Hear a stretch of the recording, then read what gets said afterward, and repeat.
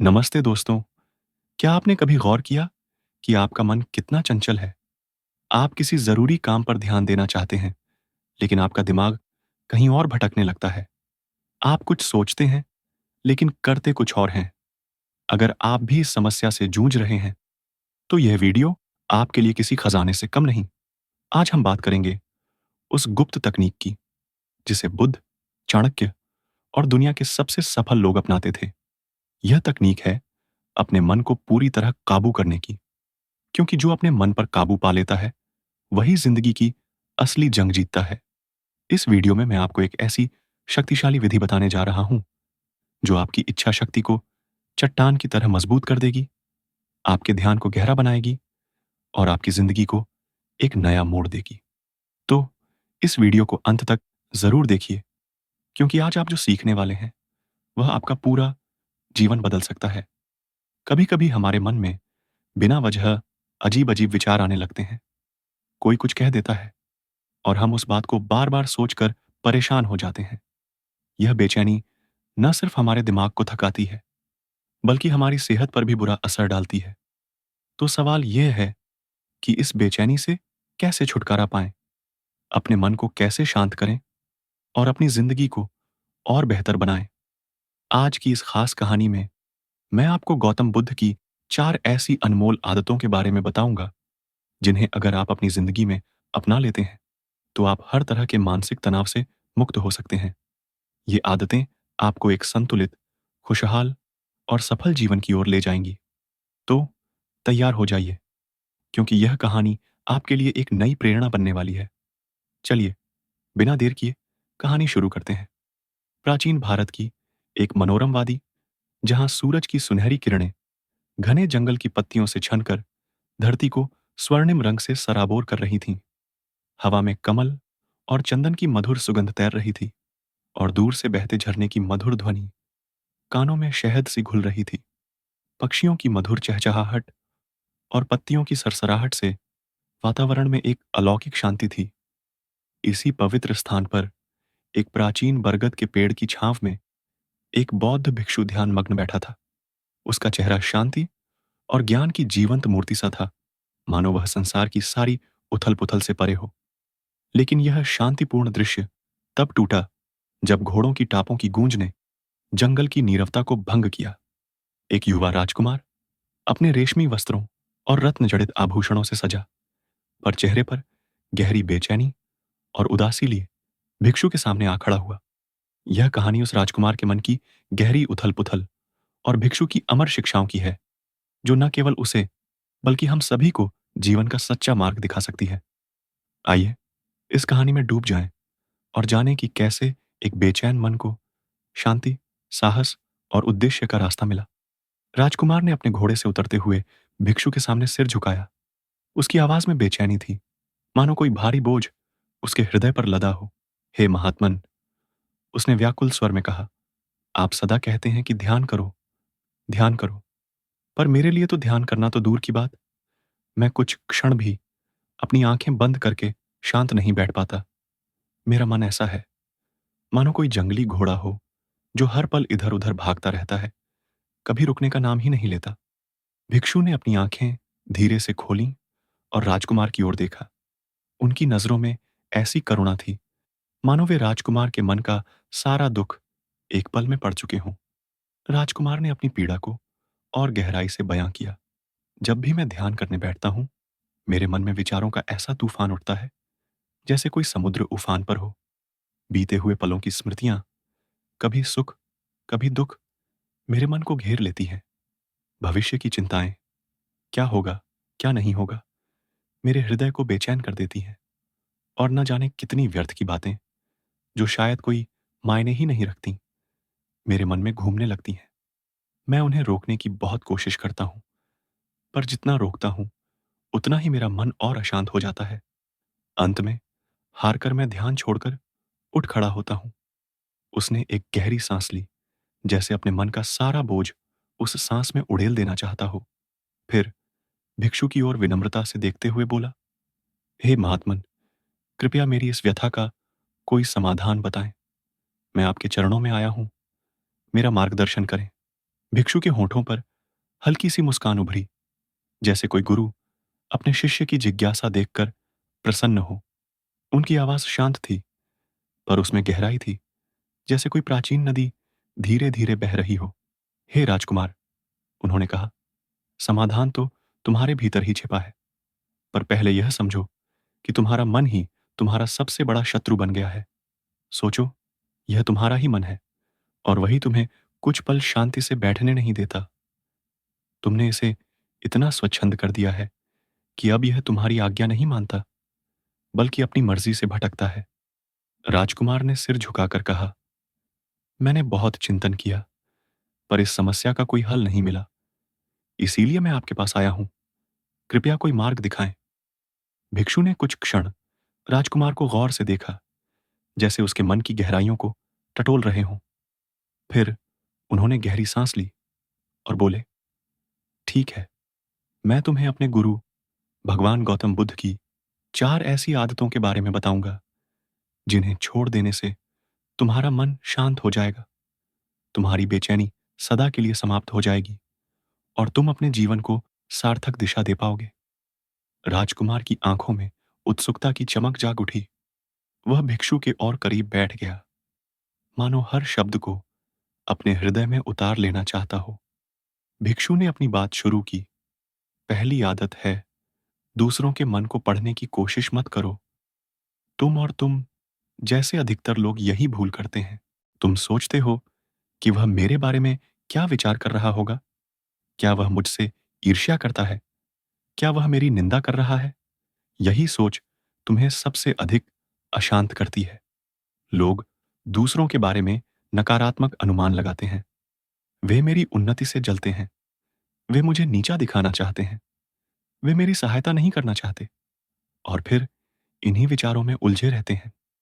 भिक्षु ने एक पल रुककर राजकुमार की ओर देखा, जैसे यह सुनिश्चित करना चाहते हो कि वह उनकी बात को गहराई से समझ रहा है। फिर बोले, इससे क्या होता है? तुम्हारा मन अशांत रहता है, तुम्हारा हृदय तनाव से भर जाता है, और तुम अपने ही विचारों के जाल में फंस जाते हो। इसलिए दूसरों के मन को टटोलना बंद करो। यदि कुछ पढ़ना ही है, तो अपने विचारों को पढ़ो। देखो, कहीं तुम नकारात्मकता, शिकायत या दूसरों की बुराई करने की आदत के शिकार तो नहीं हो। अपने मन को समझो और उसे सकारात्मक दिशा दो। राजकुमार चुपचाप सुनता रहा। उसके चेहरे पर एक नई चमक थी, मानो उसे अपने मन की गुत्थी सुलझने का पहला सुराग मिल गया हो। भिक्षु की वाणी में जादू था, जो न केवल राजकुमार को, बल्कि सुनने वाले हर व्यक्ति को अपने भीतर झांकने के लिए प्रेरित कर रही थी। अब जरा रुको, एक छोटी सी बात। दोस्तों, क्या आप इस वीडियो को ध्यान से सुन रहे हैं? अगर हाँ, तो हमें यह जरूर बताइए कि आप इस वीडियो को कहां से देख रहे हैं। कमेंट में अपना शहर या गांव के नाम लिखिए, ताकि हम आपको दिल से धन्यवाद दे सकें। और हाँ, अगर आपको यह बातें सही लग रही हैं, तो इस वीडियो को लाइक करना ना भूलें, क्योंकि आपका एक लायक हमें और भी प्रेरित करता है कि हम आपके लिए ऐसी ही गहरी और ज्ञानवर्धक बातें लाते रहें। तो अब पूरी एकाग्रता के साथ आगे बढ़ते हैं इस प्रेरणादायक कहानी की ओर। भिक्षु ने अब दूसरी आदत की ओर रुख किया। दूसरी आदत है, यह डर छोड़ दो कि यदि तुम असफल हो गए तो लोग क्या कहेंगे। तुम सोचते हो कि यदि तुम असफल हुए तो लोग हंसेंगे, तुम्हारा मजाक उड़ाएंगे। पर सुनो, यह संसार का स्वभाव है। लोग हंसते हैं, तर्क करते हैं और अपनी बातें कहते हैं। यदि तुम सफल हो गए तो यही लोग तुम्हारी प्रशंसा करेंगे, तुम्हारे लिए तालियां बजाएंगे। और यदि तुम असफल हुए तो उनका हंसना भी उतना ही स्वाभाविक है। तो फिर तुम क्यों इस हंसी से इतना डरते हो?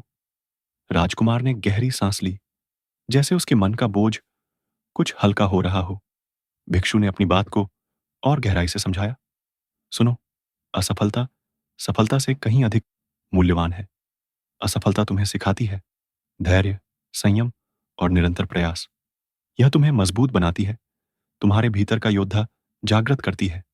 पर सफलता कई बार वह अहंकार को जन्म देती है, जो मनुष्य को पतन की ओर ले जाता है।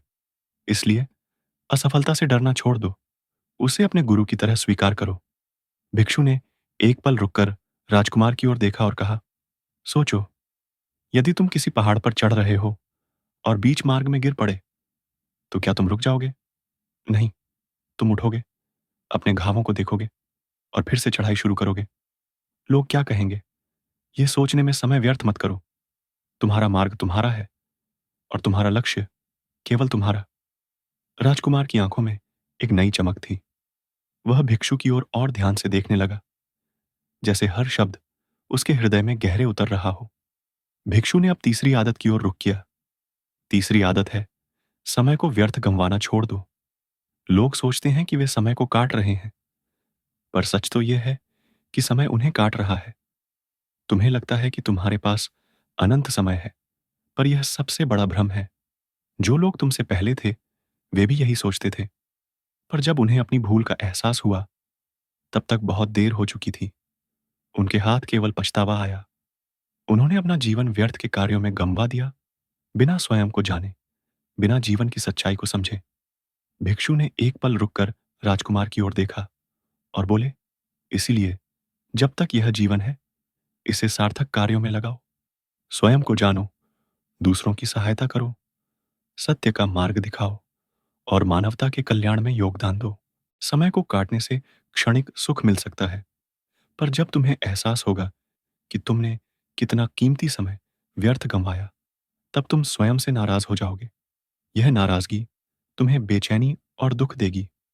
तुम्हारा मन किसी कार्य में नहीं लगेगा और यह दुख का चक्र चलता रहेगा। इसीलिए समय को व्यर्थ गंवाना बंद करो और वह करो जो वास्तव में महत्वपूर्ण है। राजकुमार की आंखें चमक उठीं, मानो उसके मन का कोहरा छंटने लगा हो। भिक्षु ने अब चौथी और अंतिम आदत की ओर रुख किया। चौथी आदत है, यह सोचना छोड़ दो कि यदि बड़े लोग नहीं कर पाए, तो मैं कैसे कर पाऊंगा। कई लोग स्वयं को कमजोर मान लेते हैं। वे सोचते हैं कि यदि अनुभवी और शक्तिशाली लोग किसी कार्य में सफल नहीं हुए, तो वे कैसे होंगे। पर यह तुलना ही तुम्हारी सबसे बड़ी भूल है। प्रत्येक व्यक्ति की परिस्थितियां, उनकी सोच, उनकी मेहनत और उनके अवसर अलग होते हैं। यह जरूरी नहीं कि जिसने पहले प्रयास किया, उसने पूरी निष्ठा से मेहनत की हो। भिक्षु ने गहरी सांस ली और बोले, कई लोग मेहनत का दिखावा करते हैं, पर वास्तव में उतना परिश्रम नहीं करते जितना आवश्यक है। फिर वे अपनी असफलता का दोष भाग्य को देते हैं। ऐसे ही लोग दूसरों को हतोत्साहित करते हैं, कहते हैं, जब मैं इतनी मेहनत के बाद सफल नहीं हुआ, तो तुम कैसे हो पाओगे। पर सच तो यह है कि वे अपने अधूरे प्रयासों को छिपाते हैं। साथ ही उन्हें डर होता है कि कहीं दूसरा व्यक्ति उनसे आगे ना निकल जाए। पर सुनो, इतिहास वही लोग रचते हैं जिनसे दुनिया को कम आशा होती है। इसलिए यह सोचना बंद करो कि दूसरे नहीं कर पाए तो तुम भी नहीं कर पाओगे। हो सकता है तुम ही वह व्यक्ति हो जो यह कर दिखाए। भिक्षु ने अपनी बात समाप्त की और शांत हो गए। उनकी वाणी में ऐसी शक्ति थी कि जंगल की हवा भी जैसे ठहर सी गई थी। राजकुमार कुछ क्षण गहरी सोच में डूबा रहा। उसके मन में अब स्पष्टता थी। उसे समझ आ गया था कि उसकी बेचैनी का कारण उसके मन का भटकाव नहीं, बल्कि ये चार आदतें थीं। दूसरों के मन को पढ़ने की कोशिश, असफलता का डर, समय की बर्बादी और अपनी क्षमता पर संदेह। उसने मन ही मन संकल्प लिया कि वह इन आदतों को त्याग देगा। चेहरे पर अब उदासी की जगह एक नया उत्साह था। उसके भीतर एक नई ऊर्जा जाग उठी थी, जैसे कोई सोता हुआ योद्धा अपनी तलवार उठाकर युद्ध के लिए तैयार हो। उसने भिक्षु की ओर देखा और उसकी आंखों में कृतज्ञता की चमक थी। हे महात्मन, उसने कहा, आपने मेरे मन के अंधेरे को दूर कर दिया। मैं इन चार आदतों को छोड़कर अपने जीवन को नई दिशा दूंगा। उसने भिक्षु के चरणों में सिर झुकाया और हृदय से धन्यवाद दिया। फिर नए विश्वास और संकल्प के साथ वह अपने मार्ग पर चल पड़ा। यह कहानी हमें सिखाती है कि हमारा मन हमारा सबसे बड़ा मित्र भी हो सकता है और सबसे बड़ा शत्रु भी। हमें दूसरों की सोच, उनकी हंसी या उनकी असफलताओं से डरना नहीं चाहिए। हमें अपने समय को व्यर्थ नहीं गंवाना चाहिए। न ही यह सोचना चाहिए कि यदि कोई और असफल हुआ, तो हम भी असफल होंगे। यदि हम सच्ची निष्ठा, मेहनत और धैर्य के साथ अपने लक्ष्य की ओर बढ़ें, तो कोई भी मार्ग असंभव नहीं। यह कहानी केवल उस राजकुमार की नहीं, बल्कि हम सभी के जीवन को बदलने की प्रेरणा है। यह हमें अपने मन को समझने, उसे नियंत्रित करने और अपने जीवन को सार्थक बनाने का मार्ग दिखाती है।